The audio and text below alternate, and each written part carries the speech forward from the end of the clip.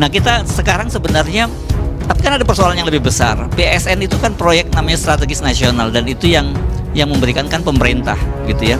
Dan artinya sebenarnya kalau kita ngomong oligarki itu jadi pertanyaan buat kita, sebenarnya kita itu melawan oligarki atau melawan kekuasaan yang di backup oligarki gitu ya, atau oligarki yang di backup oleh kekuasaan. Itu udah kayaknya udah jadi apa itu, jadi berkelindan begitu ya. Mari kita mulai diskusi ini supaya kita dapat perspektifnya, itu kita lihat dari sisi ekonomi dan politik gitu ya. Yang kami minta untuk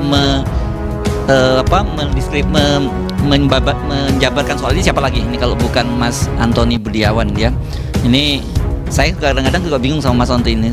Tiap hari ada tulisannya, dan yang ditulis soal itu aja soal oligarki itu, dan kok ada aja tema-temanya gitu ya. Oke, sekarang fokus soal PSN dan oligarki ini, Mas Antoni.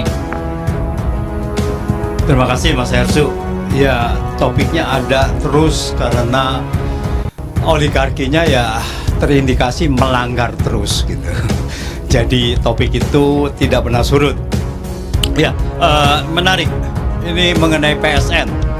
Jadi saya langsung aja Mas Hersu, ini karena banyak pembicara juga. Jadi kalau kita lihat proyek strategis nasional, kita belum bicara mengenai proyek swastanya. Proyek strategis nasional itu kapan dimulainya proyek strategis nasional?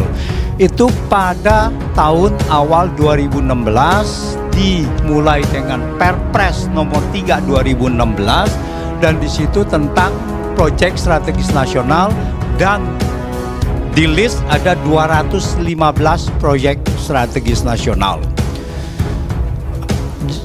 Dasar hukumnya hanya peraturan presiden.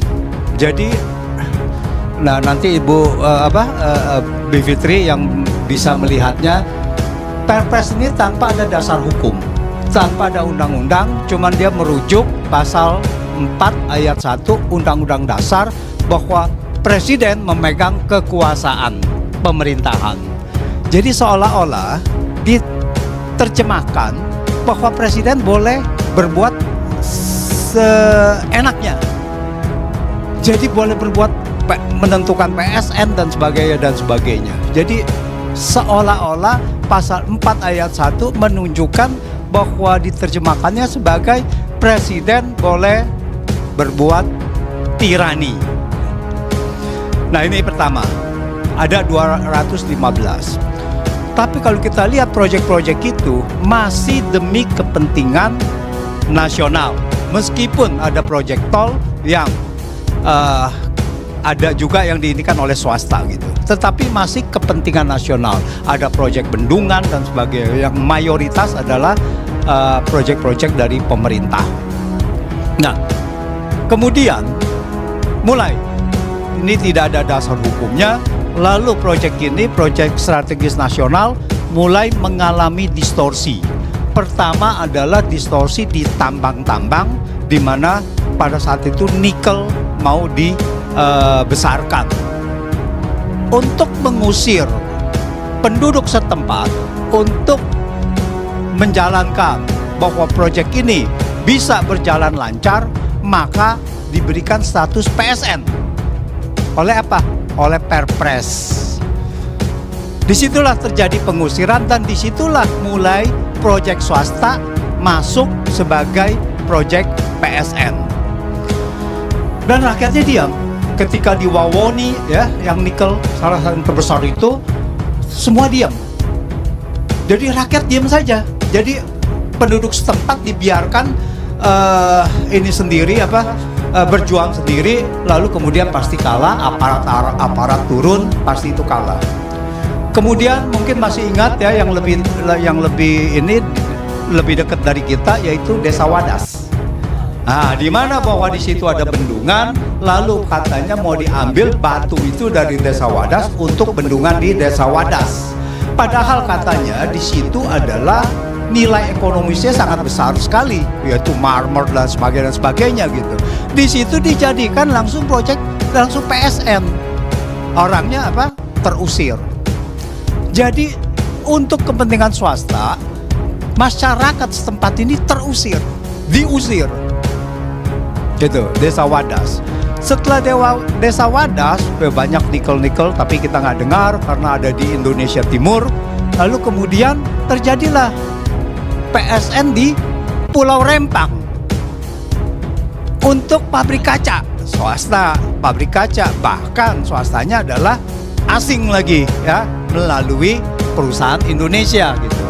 Jadi ada investor asing gitu, investor dari China mau di Desa Wadas 17.000 hektar pulau yang ada pulau burunya di situ, ada hutan buru dan sebagainya, mau dibebaskan.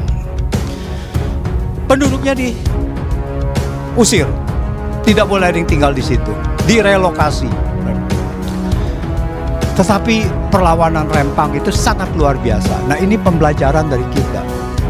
Kalau masyarakat bersatu melawan, maka bisa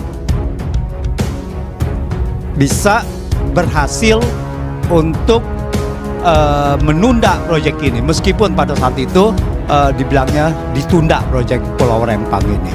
Karena apa? Penunjukan PSN itu cuma 1 bulan, Mas Hersu.